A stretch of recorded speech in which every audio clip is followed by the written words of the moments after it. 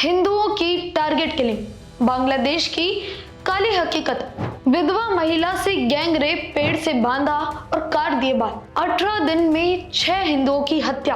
क्या अल्पसंख्यकों के लिए मौत की घाटी बन गया है बांग्लादेश? भारत का पड़ोसी बांग्लादेश, जो कभी खुद को सेक्युलर कहता था, वो हिंदुओं के लिए अब जिंदा रहने की जद्दोजहद बन चुका है।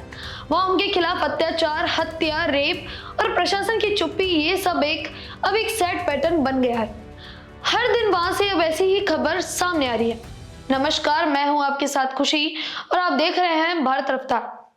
आज की रिपोर्ट आपको झकझोर कर रख देगी, अंदर तक हिला देगी और एक ऐसा सवाल छोड़ जाएगी कि क्या बांग्लादेश में हिंदू होना ही सबसे बड़ा गुनाह है?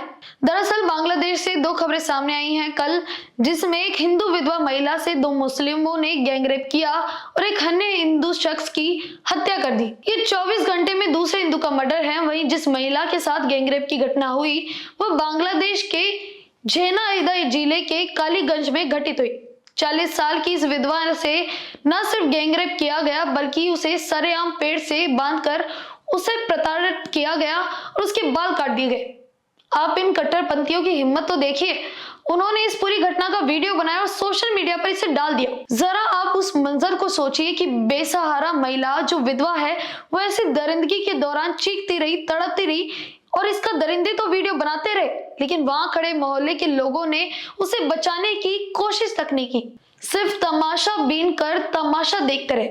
जब ये महिला प्रताड़ना सह सहकर बेहोश हो गई, तब गांव वालों ने उसे उठाकर अस्पताल पहुंचाया।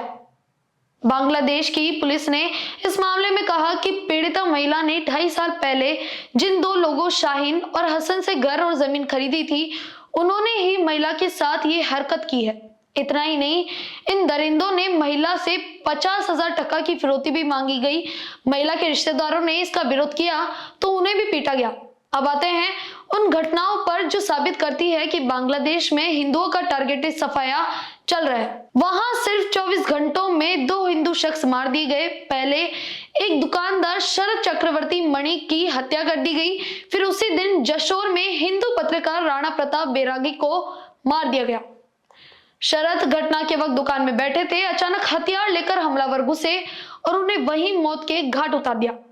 कहा जा रहा है कि मणि ने कुछ दिन पहले ही फेसबुक पर एक पोस्ट किया था, जिसमें उन्होंने कहा था कि चारों तरफ आग है, मेरी जन्मभूमि मौत की घाटी बन गई है।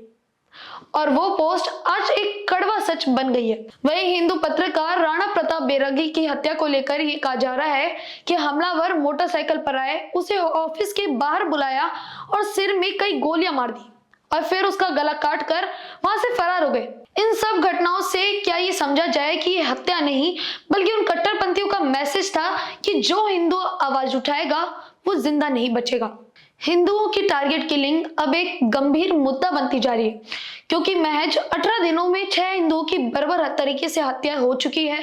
इधर भारत ने अल्पसंख्यकों पर बढ़ते हमलों पर कड़ा ऐतराज जताया। भारत ने कहा है कि बांग्लादेश में हिंदुओं के खिलाफ लगातार अत्याचार बढ़ रही है।